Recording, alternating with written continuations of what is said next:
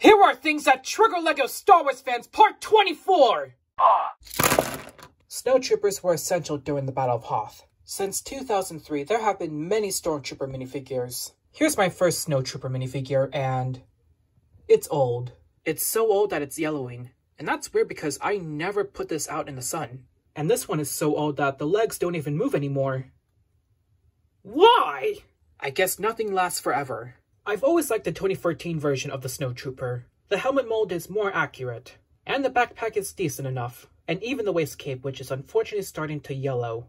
Here's the latest Snowtrooper minifigure, and honestly, this feels like a downgrade. The waist cape is not even there, nor is the backpack, which really triggers me because it's essential to their survival in the cold. And yes, we can add one to the back, but really, they should have been there in the first place. At least they're not using the angry clone heads. And wait, is that Tom Riddle? Here are the AT-AT pilots, and I prefer the new one over the old one. It's much more accurate. And it even has an exclusive face, which, wait, that's Tom Riddle again. And of course we have General Veers. Oh no, that's not General Veers. He's one of my favorite Imperial officer minifigures. I mean, he's one of few that we get anyways, so at least the minifigures are good.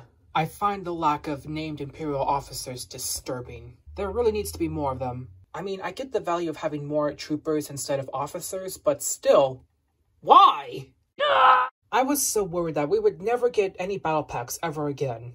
But this set gave me hope. It's not anything based off the prequel trilogy, but it still works for me. Technically, this is a 501st battle pack, because they participated in the Battle of Hoth. There's also this speeder, which is good on its own, but it is the exact same one from the UCS AT-AT Walker, but at least the minifigure is nice.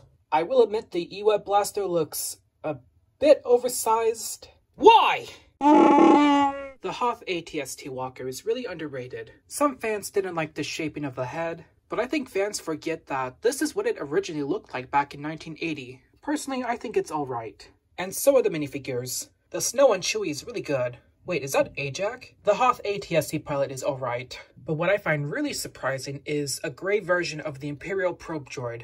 It's finally good to have this. LEGO should have included this in the UCS probe droid. I feel like every time LEGO makes an AT-ST Walker, they never make the legs move to the front. Not because they're lazy, there's probably something that prevents that play feature, but I think we'll never know why. Hopefully LEGO finds a way to incorporate that in the future.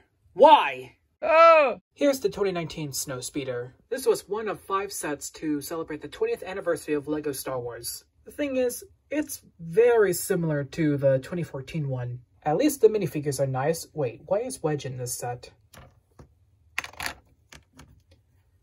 There we are. Much better. These are 2 different characters, but suddenly, LEGO thinks they're the same. My only concern about these snow speeders is that the string piece always breaks. I don't know if this is common for a lot of fans, but it's common with all the snow speeders I own. Well, minus the 4+ one because it didn't have this feature, but it does bother me. But not as much as loosening the string right here, which is a hassle. Plus, there needs to be a new windshield piece because this one, which they've been using since 1999, is just outdated. Hopefully they make a new one.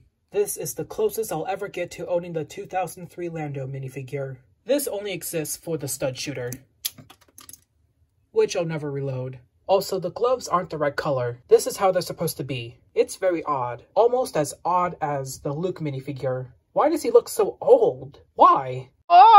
As much as I like this accessory set, I feel like we're missing one minifigure. It's this guy. For older fans, you probably know him as the guy who sacrificed his life during the Battle of Hoth. Well, that was in the video games, but still, he is memorable. Now, of course, this minifigure is not real, this is a custom, but we really need Mustache Man. I mean, that's what I call him because he has a mustache. So hopefully he comes in a set. But no, what personally triggers me is that he was not a playable character, nor is he a playable character in the Skywalker saga.